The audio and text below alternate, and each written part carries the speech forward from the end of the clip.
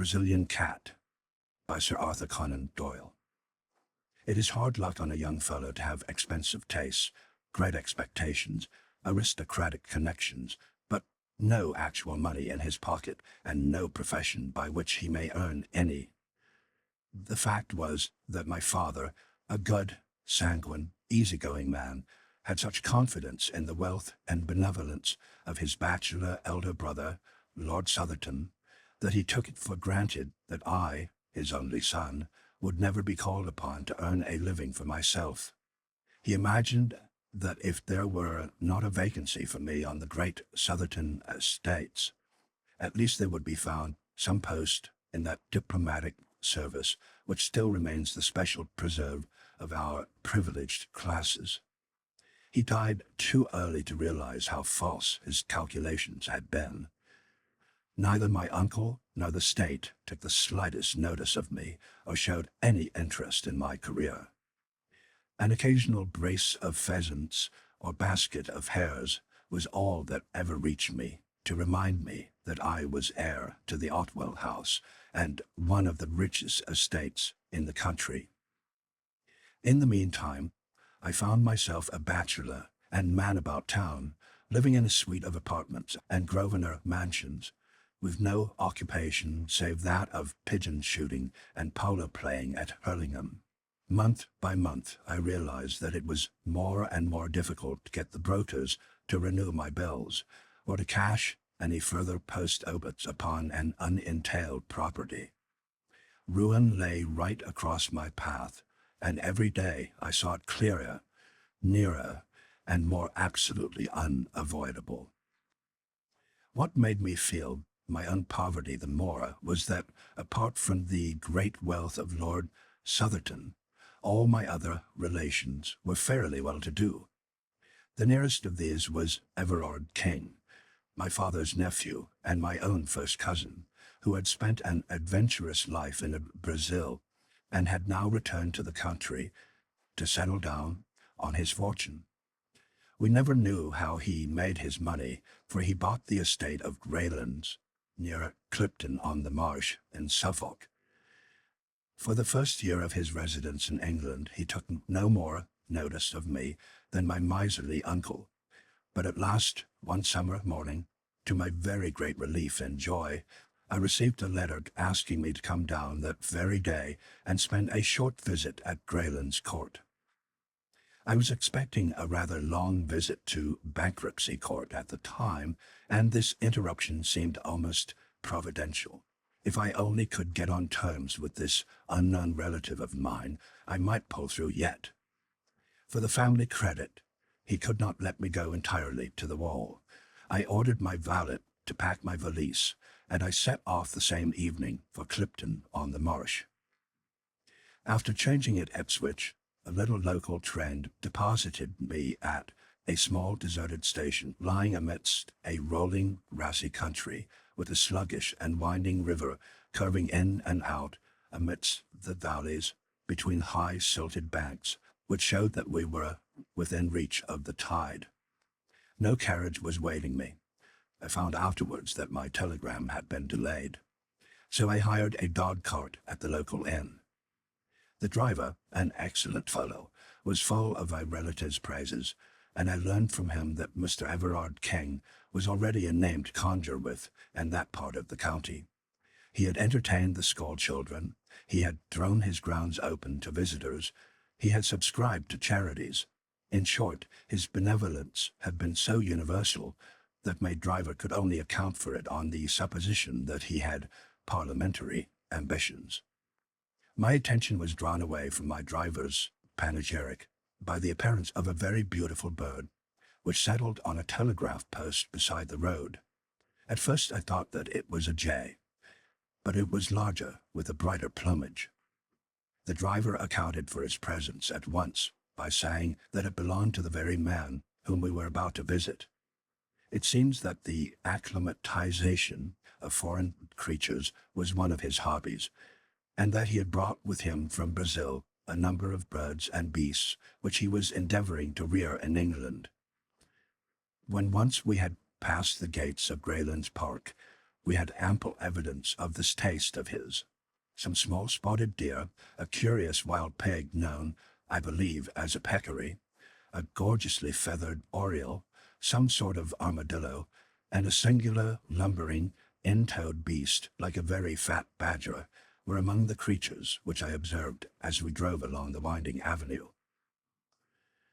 Mr. Everard King, my unknown cousin, was standing in person upon the steps of his house, for he had seen us in the distance, and guessed that it was I.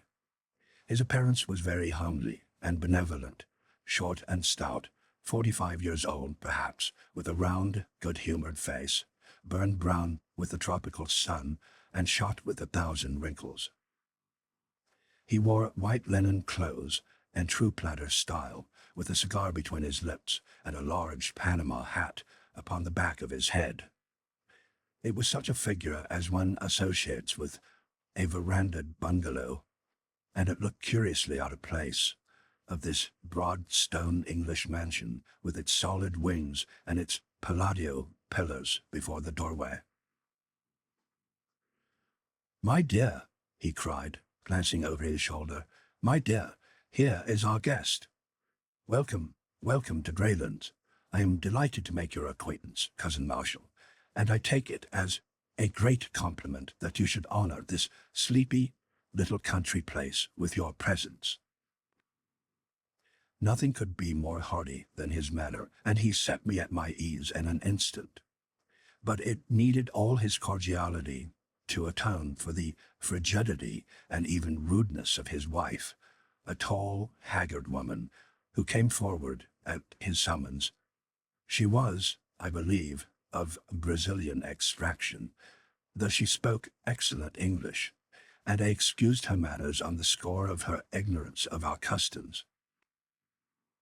She did not attempt to conceal, however, either then or afterwards, that I was no very welcome visitor at Greylands Court. Her actual words were, as a rule, courteous, but she was the possessor of a pair of particularly expressive dark eyes, and I read in them very clearly from the first that she heartily wished me back in London once more. However, my debts were too pressing, and my designs upon my wealthy relative were too vital for me to allow them to be upset by the ill temper of his wife, so I disregarded her coldness and reciprocated the extreme cordiality of his welcome. No pains had been spared by him to make me comfortable. My room was a charming one. He implored to tell him anything which could add to my happiness. It was on the tip of my tongue to inform him that a blank check would materially help towards that end, but I felt that it might be premature in the present state of our acquaintance. The dinner was excellent, and as we sat together afterwards over his Havanas and coffee, which later he told me was specially prepared upon his own plantation, it seemed to me that all my driver's eulogies were justified, and that I had never met a more large-hearted and hospitable man. But, in spite of his cheery and good nature, he was a man with a strong will and a fiery temper of his own. Of this I had an example upon the following morning. The curious aversion which Mrs. Everard King had conceived towards me was so strong that her manner at breakfast was almost offensive. But her meaning became unmistakable when her husband had quitted the room. "The best train in the day is at 12:15, said she. "But I was not thinking of going today," I answered frankly, perhaps even defiantly, for I was determined not to be driven out by this woman. "Oh, if it rests with you," said she, and stopped with a most insolent expression in her eyes. "I am sure," I answered, "that Mr. Everard King would tell me if I were outstaying my welcome." "What's this? What's this?" said a voice, and there he was in the room. He had overheard my last words, and a glance at her faces had told him the rest. In an instant his chubby, cheery face set into an expression of absolute ferocity. "Might I trouble you to walk outside, Marshall?" said he. I may mention that my own name is Marshall King. He closed the door behind me, and then, for an instant, I heard him talking in a low voice of concentrated passion to his wife. This gross breach of hospitality had evidently hit upon his tenderest point. I am no eavesdropper, so I walked out onto the lawn. Presently, I heard a hurried step behind me, and there was the lady, her face pale with excitement, and her eyes red with tears. "My husband has asked me to apologize to you, Mr. Marshall King," said she, standing with downcast eyes before me. "Please, do not say another word, Mrs. King." Her dark eyes suddenly blazed out at me. "You fool!" she hissed, with frantic vehemence, and turning on her heel swept back to the house. The insult was so outrageous, so insufferable, that I could only stand staring after her in bewilderment. I was still there when my host joined me. He was his cheery, chubby self once more. "I hope that my wife has apologized for her foolish remarks," said he. "Oh, yes, certainly." He put his hand to my arm and walked with me up and down the lawn. "You must not take it seriously," said he. "It would grieve me inexpressibly if you curtailed your visit by 1 hour. The fact is, there is no reason why there should be any concealment between relatives that my poor, dear wife is incredibly jealous. She hates that anyone, male or female, should for an instant come between us. Her ideal is a desert island and an internal tete-a-tete. That gives you the clue to her actions, which are, I confess, upon this particular point, not very far removed from mania. Tell me that you will think no more of it." No, certainly not." "Then light this cigar and come round with me and see my little menagerie." The whole afternoon was occupied by this inspection, which included all the birds, beasts, and even reptiles which he had imported.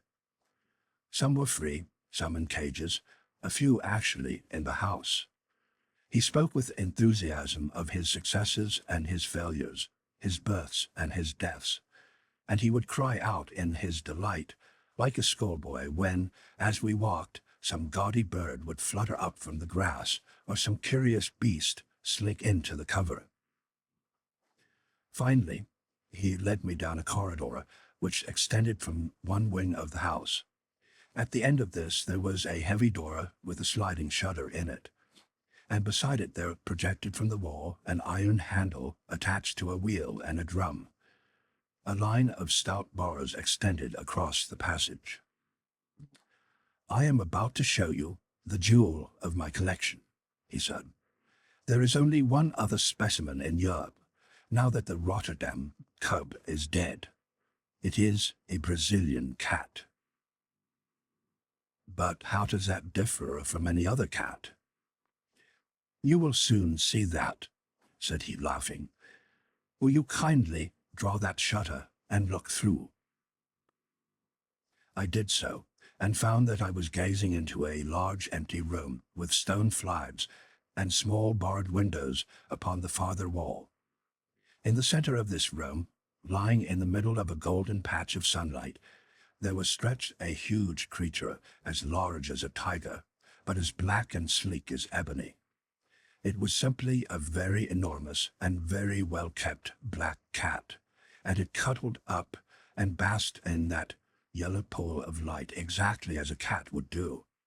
It was so graceful, so sinewy, and so gently and smoothly diabolical that I could not take my eyes from the opening. "Isn't he splendid?" said my host, enthusiastically. "Glorious, I never saw such a noble creature. Some people call it a black puma, but really it is not a puma at all. That fellow is nearly 11 feet from tail to tip. 4 years ago he was a little ball of black fluff, with 2 yellow eyes staring out of it. He was sold me as a newborn cub, up in the wild country at the headwaters of the Rio Negro. They speared his mother to death after she had killed a dozen of them. They are ferocious, then. The most absolutely treacherous and bloodthirsty creatures upon earth. You talk about a Brazilian cat to an up-country Indian and see him get the jumps. They prefer humans to game. This fellow has never tasted living blood yet, but when he does, he will be a terror. At present, he won't stand anyone but me in his den. Even Baldwin, the groom, dare not go near him. As to me, I am his mother and his father in one. As he spoke, he suddenly, to my astonishment, opened the door and slipped in, closing it instantly behind him. At the sound of his voice, the huge, lithe creature rose, yawned, and rubbed its round black head affectionately against his side, while he patted and fondled it. "Now, Tommy, into your cage," said he. The monstrous cat walked over to one side of the room and coiled itself up under a grating. Everard King came out, and taking the iron handle which I have mentioned, he began to turn it. As he did so, the line of bars in the corridor began to pass through a slot in the wall and closed up the front of this grating, so as to make an effective cage.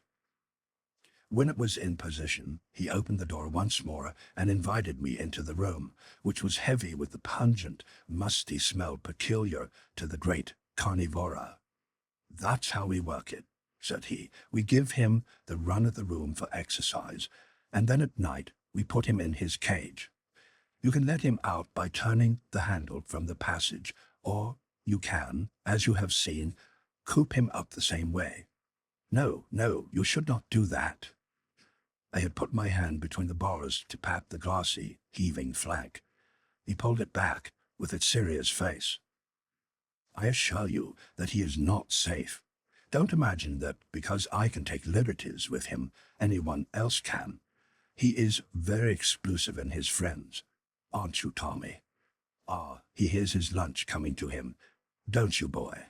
A step sounded in the stone-flagged passage, and the creature had sprung to his feet and was pacing up and down the narrow cage, his yellow eyes gleaming, and his scarlet tongue rippling and quivering over the white line of his jagged teeth.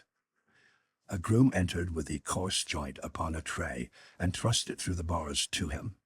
He pounced lightly upon it, carried it off to the corner, and there, holding it between his paws, tore and wrenched at it, raising his bloody muzzle every now and then to look at us. It was a malignant and yet fascinating sight. "You can't wonder that I am fond of him, can you?" said my host as we left the room. "Especially when you consider that I have had the rearing of him. It was no joke bringing him over from the center of South America, but here he is, safe and sound. And, as I have said, far the most perfect specimen in Europe. The people at the zoo are dying to have him, but I really can't part with him.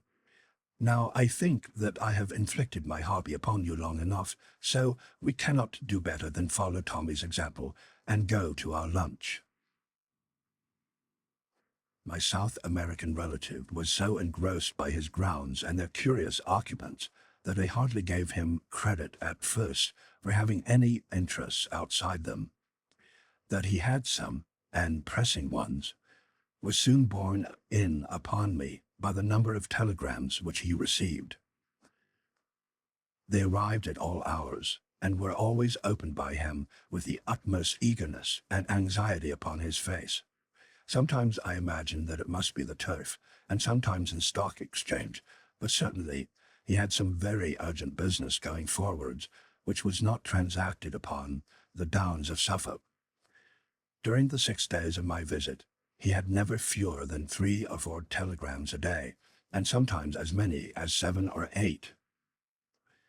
I had occupied these 6 days so well that by the end of them I had succeeded in getting upon the most cordial terms with my cousin. Every night we sat up late in the billiard room, he telling me the most extraordinary stories of his adventures in America. stories so desperate and reckless that I could hardly associate them with the brown little chubby man before me.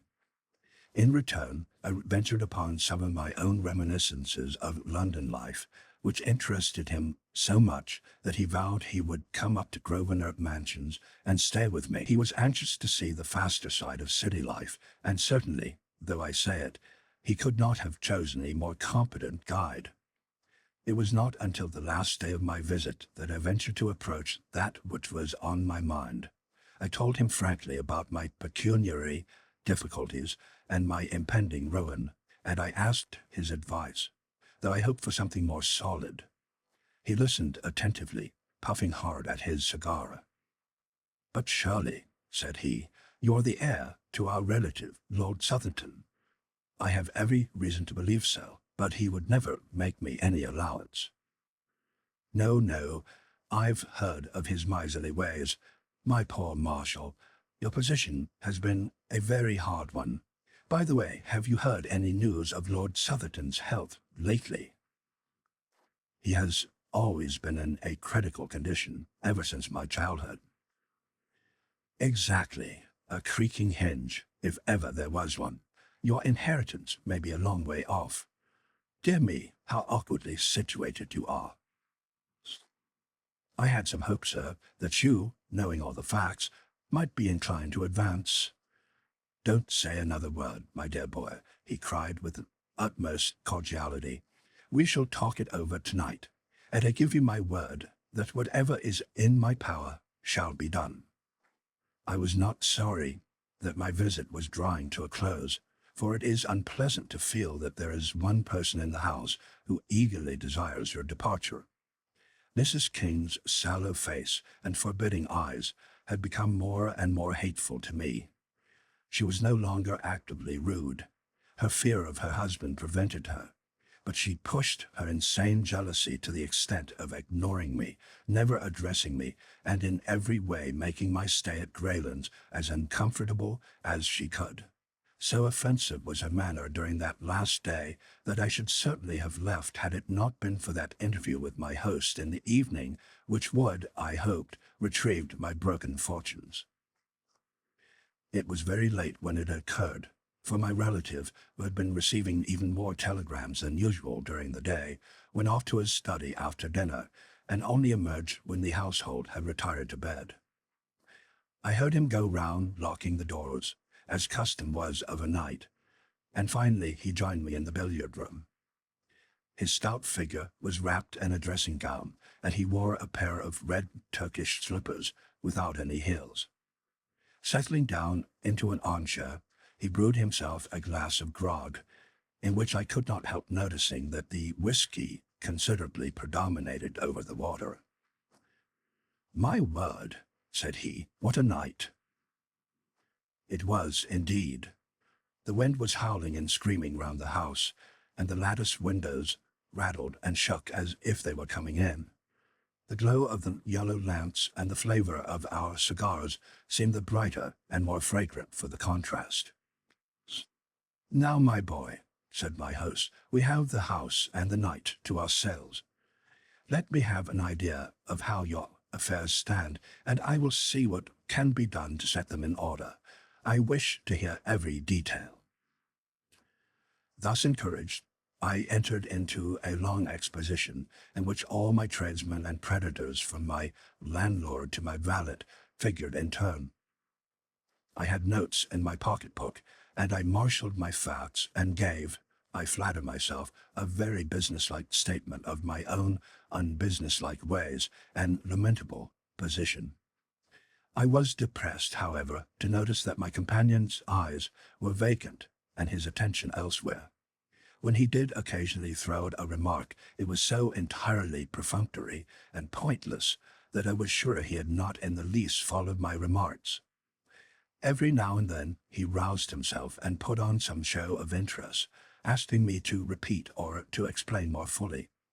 But it was always to sink once more into the same brown study. At last he arose and threw the end of his cigar into the grate. "I'll tell you what, my boy," said he. "I never had a head for figures, so you will excuse me, You must jot it all down upon paper, and let me have a note of the amount. I'll understand it when I see it in black and white." The proposal was encouraging. I promised to do so. And now it's time we were in bed. By Jove, there's 1 o'clock striking in the hall. The tingling of the chiming clock broke through the deep roar of the gale. The wind was sweeping past with the rush of a great river. "I must see my cat before I go to bed," said my host. "A high wind excites him. Will you come?" "Certainly," said I. "Then tread softly and don't speak, for everyone is asleep." We passed quietly down the lamp-lit Persian rod hall and through the door at the farther end. All was dark in the stone corridor, but a stable lantern hung on a hook, and my host took it down and lit it. There was no grating visible in the passage, so I knew that the beast was in its cage. "Come in," said my relative, and opened the door. A deep growling as we entered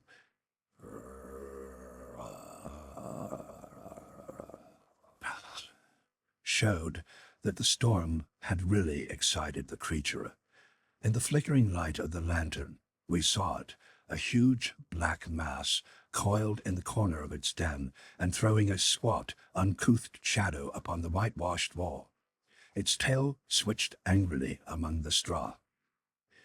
"Poor Tommy is not in the best of tempers," said Everard King, holding up the lantern and looking in at him. "What a black devil he looks, doesn't he? I must give him a little supper to put him in a better humour. Would you mind holding the lantern for a moment?" I took it from his hand, and he stepped to the door. "His larder is just outside here," said he. "You will excuse me for an instant, won't you?" He passed out, and the door shut with a sharp, metallic click behind him. That hard, crisp sound made my heart stand still. A sudden wave of terror passed over me. A vague perception of some monstrous treachery turned me cold. I sprang to the door, but there was no handle upon the inner side. "Here," I cried. "Let me out." "All right, don't make a row," said my host from the passage. "You got the light all right." "Yes, but I don't care about being locked in alone like this." "Don't you? You won't be alone long." "Let me out, sir," I repeated angrily. "I tell you I don't allow practical jokes of this sort." "Practical is the word," said he, with another hateful chuckle. And then suddenly I heard, amidst the roar of the storm, the creak and whine of the winch handle turning and the rattle of the grating as it passed through the slot. Great God, he was letting loose the Brazilian cat. In the light of the lantern, I saw the bars sliding slowly before me. Already there was an opening a foot wide in the farther end. With a scream, I seized the last bar with my hands and pulled with the strength of a madman. I was a madman, with rage and horror. For a minute or more, I held the thing motionless. I knew that he was straining with all his force upon the handle, and that the leverage was sure to overcome me. I gave, inch by inch, my feet sliding along the stones, and all the time I begged and prayed this inhuman monster to save me from this horrible death. I conjured him by his kinship. I reminded him that I was his guest. I begged to know what harm I had ever done him. His only answers were the tugs and jerks upon the handle, each of which, in spite of all my struggles, pulled another bar through the opening. Clinging and clutching, I was dragged across the whole front of the cage, until at last, with aching wrists and lacerated fingers, I gave up the hopeless struggle. The grating clanged back as I released it, and an instant later I heard the shuffle of the Turkish slippers in the passage and the slam of the distant door. Then everything was silent. The creature had never moved during this time. He lay still in the corner, and his tail had ceased twitching. This apparition of a man adhering to his bars and dragged screaming across him had apparently filled him with amazement. I saw his great eyes staring steadily at me. I had dropped the lantern when I seized the bars, but it still burned upon the floor, and I made a movement to grasp it, with some idea that its light might protect me. But the instant I moved,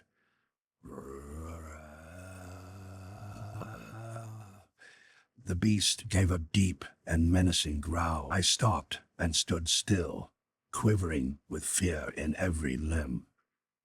The cat, if one may call so fearful a creature by so homely a name, was not more than 10 feet from me. The eyes glimmered like two discs of phosphorus in the darkness. They appalled and yet fascinated me. I could not take my own eyes from them.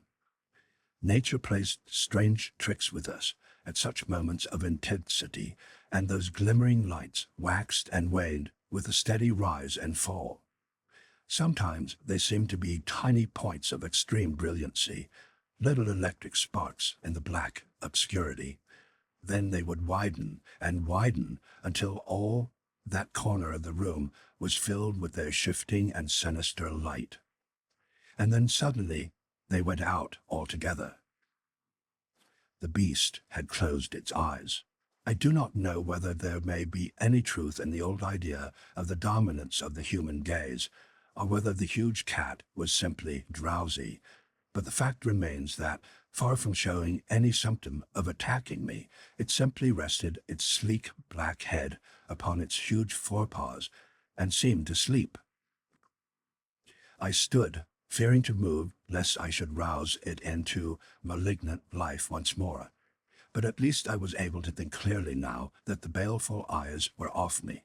Here I was shut up for the night with the ferocious beast. My own instincts, to say nothing of the words of the plausible villain who laid this trap for me, warned me that the animal was as savage as its master. How could I stave it off until morning? The door was hopeless, and so were the narrow barred windows. There was no shelter anywhere in the bare, stone-flagged room. To cry for assistance was absurd. I knew that this den was an outhouse, and that the corridor which connected it with the house was at least 100 feet long. Besides, with a gale thundering outside, my cries were not likely to be heard. I had only my own courage and my own wits to trust to. And then, with a fresh wave of horror, my eyes fell upon the lantern. The candle had burned low, and was already beginning to gutter. In 10 minutes it would be out. I had only 10 minutes then in which to do something, for I felt that if I were once left in the dark with that fearful beast, I should be incapable of action. The very thought of it paralyzed me.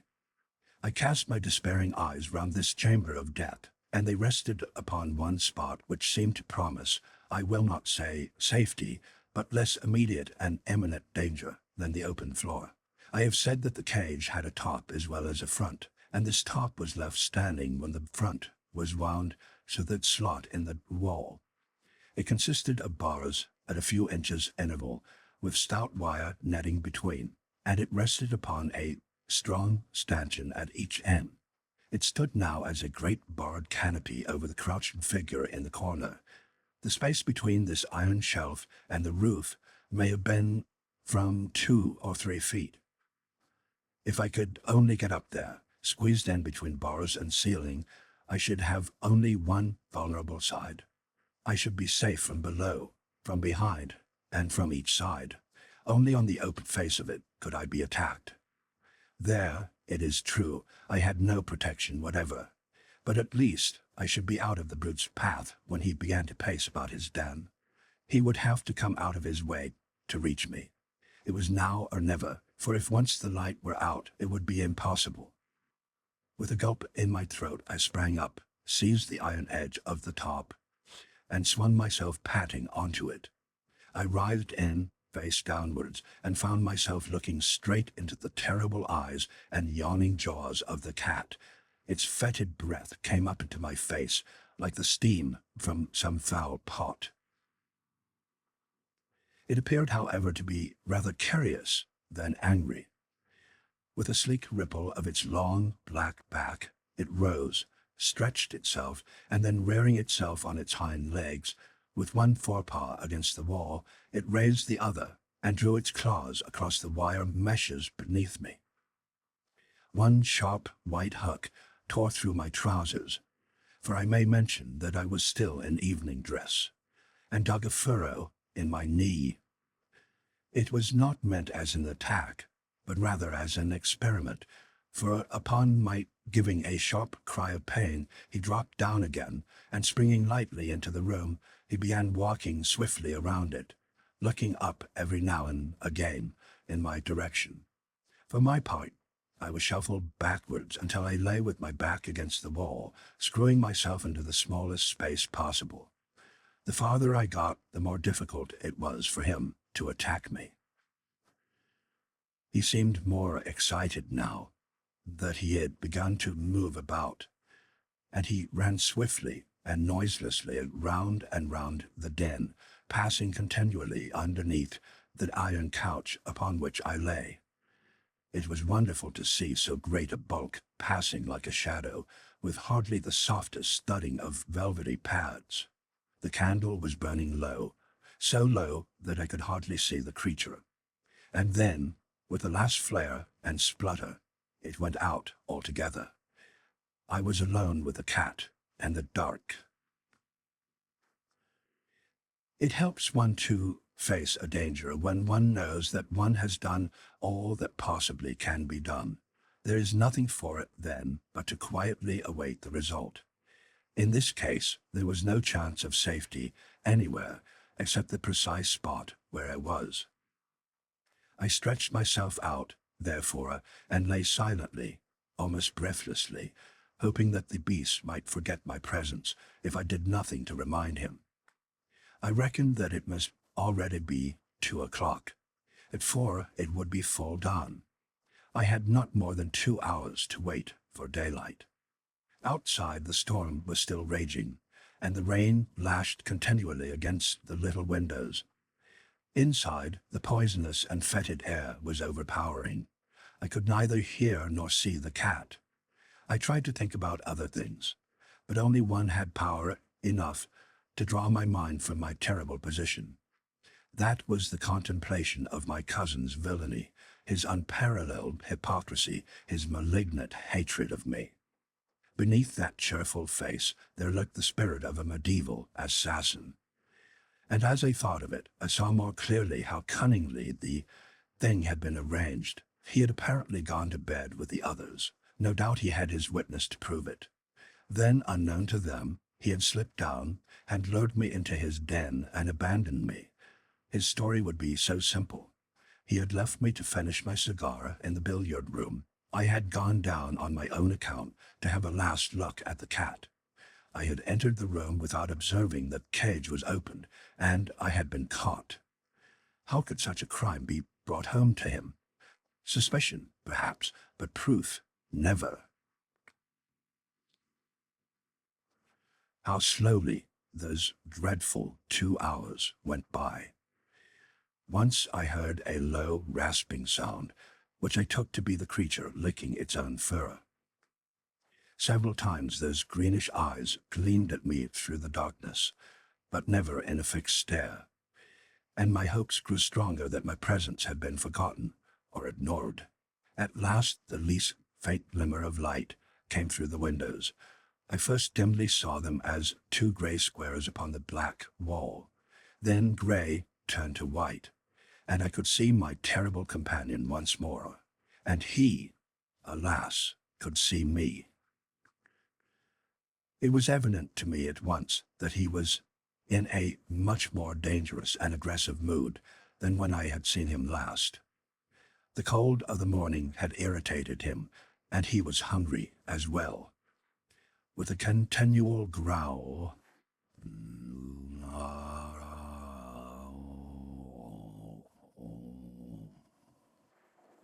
he paced swiftly up and down the side of the room which was farthest from my refuge. his whiskers bristling angrily and his tail switching and lashing.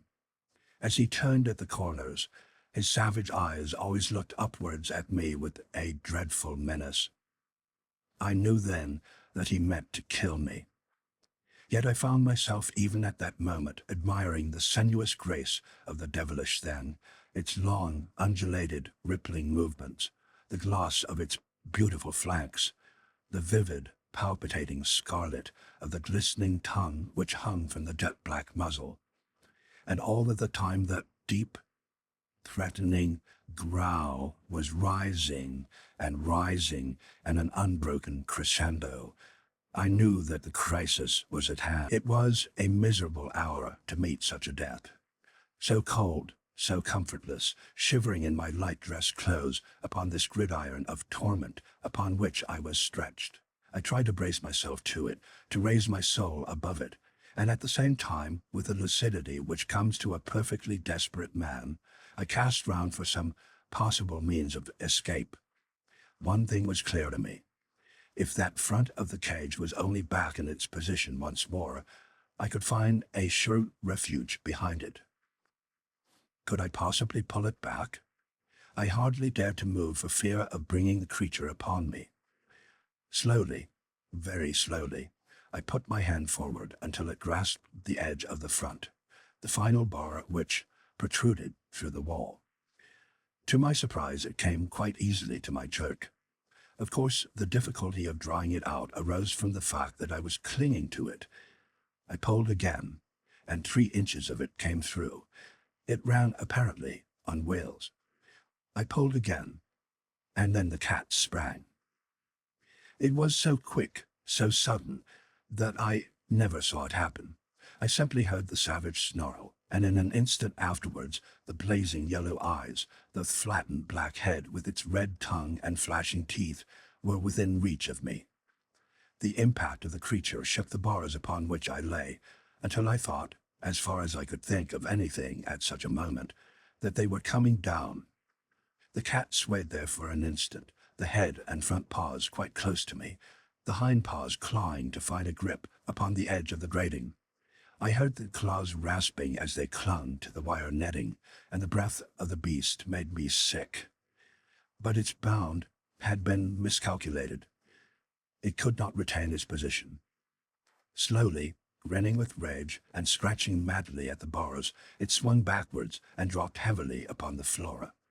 With a growl, it instantly faced round to me and crouched for another spring. I knew that the next few moments would decide my fate.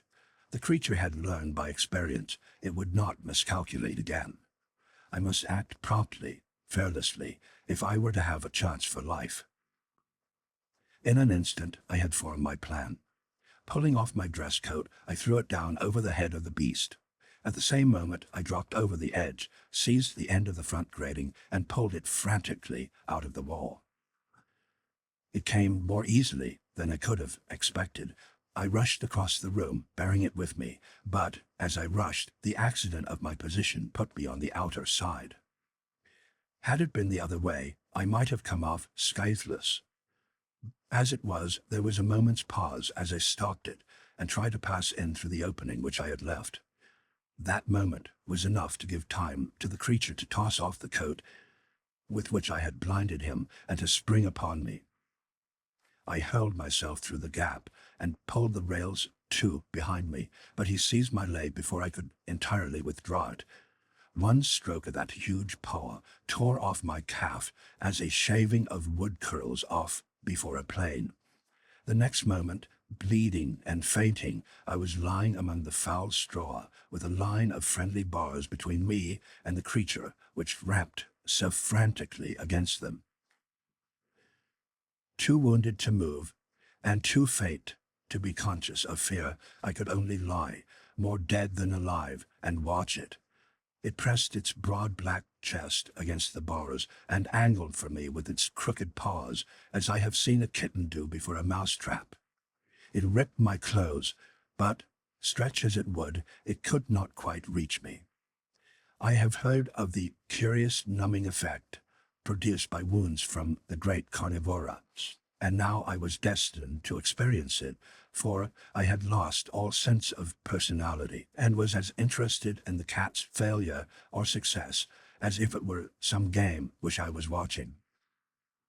And then gradually my mind drifted away into strange, vague dreams, always with that black face and red tongue coming back into them, and so I lost myself in the nirvana of delirium, the blessed relief of those who are too sorely tried. Tracing the course of events afterwards, I conclude that I must have been insensible for about 2 hours. What roused me to consciousness once more was that sharp metallic click which had been the precursor of my terrible experience. It was the shooting back of the spring lock. Then, before my senses were clear enough to entirely apprehend what they saw, I was aware of the round, benevolent face of my cousin peering in through the open door. What he saw evidently amazed him. There was the cat crouching on the floor. I was stretched upon my back and my shirt sleeves within the cage, my trousers torn to ribbons, and a great pool of blood all round me. I can see his amazed face now, with the morning sunlight upon it. He peered at me, and peered again. Then he closed the door behind him, and advanced to the cage to see if I were really dead. I cannot undertake to say what happened. I was not in a fit state to witness or to chronicle such events. I can only say that I was suddenly conscious that his face was away from me, that he was looking towards the animal. "Good old Tommy," he cried. "Good old Tommy." Then he came near the bars, with his back still towards me. "Down, you stupid beast," he roared. "Down, sir. Don't you know your master?" Suddenly, even in my bemuddled brain, a remembrance came of those words of his when he had said that the taste of blood would turn the cat into a fiend.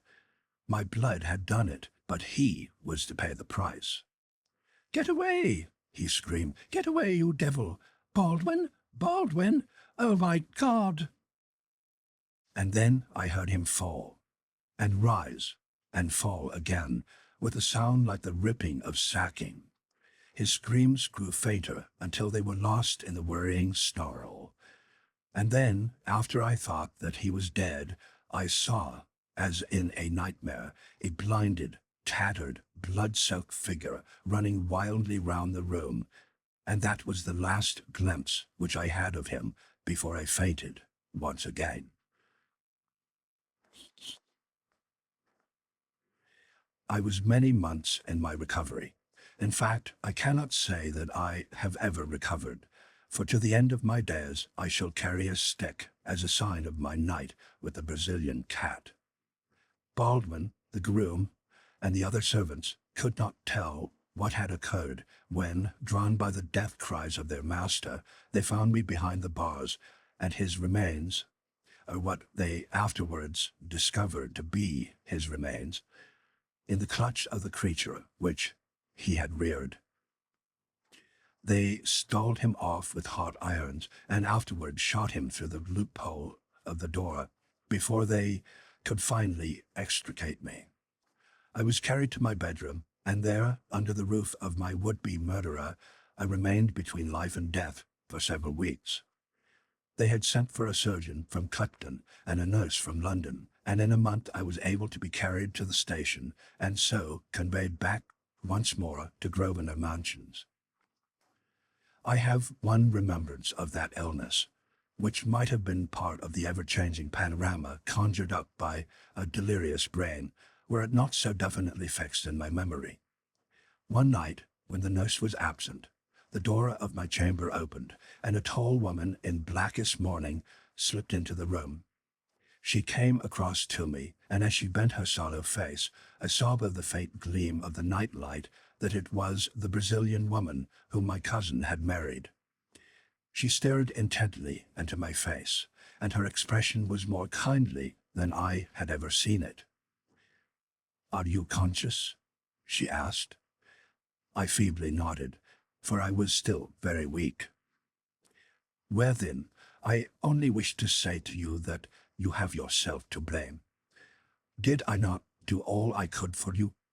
From the beginning, I tried to drive you from the house. By every means, short of betraying my husband, I tried to save you from him. I knew that he had a reason for bringing you here. I knew that he would never let you get away from him. No one knew him as I knew him. We had suffered from him so long. I did not dare to tell you all this. He would have killed me. But I did my best for you. As things have turned out, you have been the best friend that I have ever had. You have set me free, and I fancied that nothing but death would do that. I am sorry if you are hurt, but I cannot reproach myself. I told you that you were a fool, and a fool you have been. She crept out of the room, the bitter, singular woman, and I was never destined to see her again. With what remained from her husband's property, she went back to her native land, and I have heard that she afterwards took the veil at Pernambuco. It was not until I had been back in London for some time that the doctors pronounced me to be well enough to do business. It was not a very welcome permission to me, for I feared that it would be the signal for an inrush of creditors. But it was Summers, my lawyer, who first took advantage of it. "I am very glad to see that your lordship is doing much better," he said. "I have been waiting a long time to offer my congratulations." "What do you mean, Summers? This is no time for joking." "I mean what I say," he answered. "You have been Lord Southerton for the last 2 weeks, but we feared that it would retard your recovery if you were to learn it." Lord Southerton, one of the richest peers in England? I could not believe my ears. And then, suddenly, I thought of the time which had elapsed, and how it coincided with my injuries. Then Lord Southerton must have died about the same time that I was hurt. His death occurred upon that very day. Summers looked hard at me as I spoke, and I am convinced, for he was a very shrewd fellow, that he had guessed the true state of the case. He paused for a moment, as if awaiting a confidence from me, but I could not see what was to be gained by exposing such a family scandal. "Yes, a very curious coincidence," he continued, with the same knowing look. "Of course, you are aware that your cousin Everard King was the next heir to the estates. Now, if it had been you instead of him who had been torn to pieces by this tiger, or whatever it was, then of course he would have been Lord Southerton at the present moment." "No doubt," said I. "And he took such an interest in it," said Summers. "I happen to know that the late Lord Southerton's valet was in his pay, and that he used to have telegrams from him every few hours to tell him how he was getting on. That would be about the time when you were down there. Was it not strange that he should wish to be so well informed, since he knew that he was not the direct heir?" "Very strange," said I. "And now, Summers, if you will bring me my bills and a new checkbook, we will begin to get things into order." End of The Brazilian Cat by Arthur Conan Doyle.